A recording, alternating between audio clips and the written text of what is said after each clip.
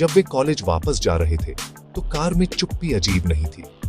यह आरामदायक थी, फिर भी एक ऐसी भावना से भरी थी जिसे कोई भी नाम देने के लिए तैयार नहीं था।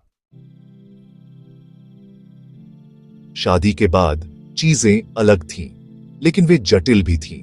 वे कॉलेज में वापस आ गए थे, जहां उन्हें प्रतिद्वंद्वी के रूप में जाना जाता था। उन्होंने सामान्य होने की कोशिश की, लेकिन वीकेंड की यादें बनी रहीं। व्यंग्यात्मक टिप्पणियों की जगह झिझकती मुस्कान ने ले ली, प्रतिस्पर्धी नजरों की जगह जिज्ञासु नजरों ने ले ली। वे एक बीच की जगह में फंस गए थे। अब दुश्मन नहीं थे, लेकिन अभी तक प्रेमी भी नहीं थे। उनके दोस्तों के क्या कहेंगे, इस डर और अपनी भावनाओं की अनिश्चितता ने उन्हें अगला कदम उठाने से रोक दिया। उन्होंने कॉलेज से ग्रेजुएशन किया और बिना किसी उचित बातचीत के अलग हो गए। जिंदगी ने उन्हें अलग अलग दिशाओं में खींच लिया। 5 साल बीत गए। अब 2025 था। रोहन ने अपने पिता के व्यवसाय में शामिल हो गया था और अच्छा कर रहा था। वह सफल था।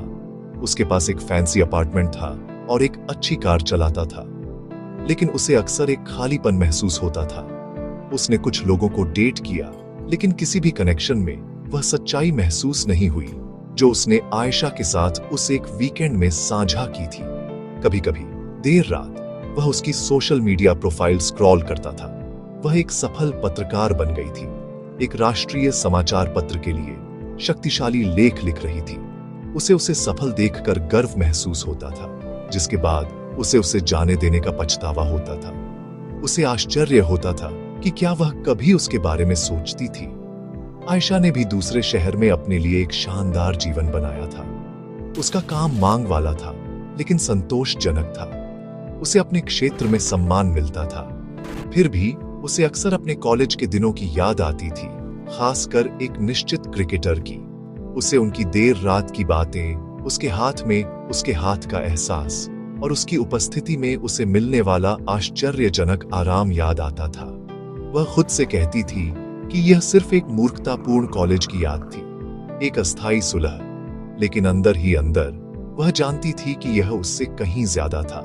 उस संक्षिप्त कनेक्शन की तीव्रता ने उसके दिल पर एक स्थायी निशान छोड़ दिया था, एक बेंचमार्क जिसे कोई और पूरा नहीं कर पाया था। एक दिन कॉलेज के उनके सबसे अच्छे दोस्तों समीर और प्रिया ने घोषणा की कि वे शादी कर रहे हैं। शादी एक डेस्टिनेशन वेडिंग थी जो पूरे कॉलेज गैंग को एक साथ वापस ला रही थी। जब रोहन और आयशा को निमंत्रण मिला तो उनके दिल की धड़कन बढ़ गई। वे जानते थे कि वे एक दूसरे को फिर से देखेंगे। ये विचार डरावना और रोमांचक